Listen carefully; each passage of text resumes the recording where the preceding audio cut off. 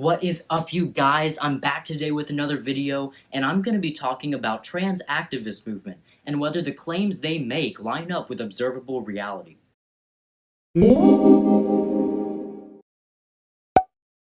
Let's get right into it with the first claim that I see thrown around a lot, that the term sex refers to unconnected characteristics such as chromosomes, gonads, genitals, hormones, and secondary sex characteristics.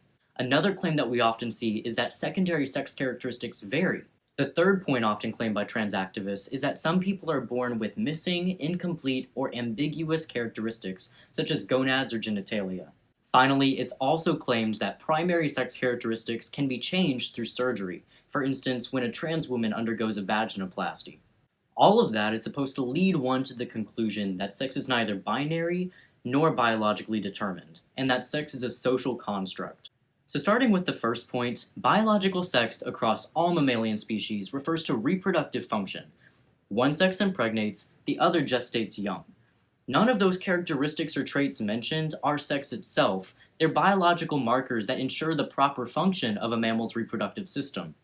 Next, it's irrelevant to point out that secondary sex characteristics vary.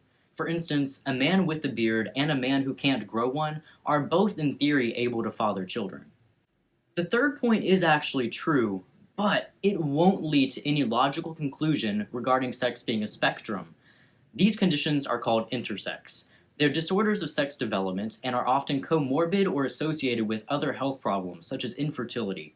That is, they impede reproductive function, but don't constitute a third or separate sex in the two observed in nature. For instance, Klinefelter syndrome occurs exclusively in males, and Turner syndrome can only occur in females. Last on the list, we have the matter of sex reassignment surgeries. While medically necessary in many cases for the treatment of gender dysphoria, they're still cosmetic in nature, as their only intention is to bring one's genitals to more aesthetically match the genitals of the opposite sex. Genital reconstructive surgery doesn't actually give the individual the reproductive function of the genitals they now aesthetically resemble. For instance, a neovagina constructed through a vaginoplasty cannot be a birthing canal, and neotestes constructed through a scrotoplasty cannot produce sperm.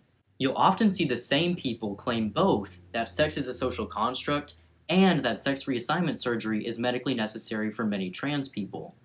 But if sex is a social construct, why is there a need to transition in the first place? The answer is because sex isn't a social construct.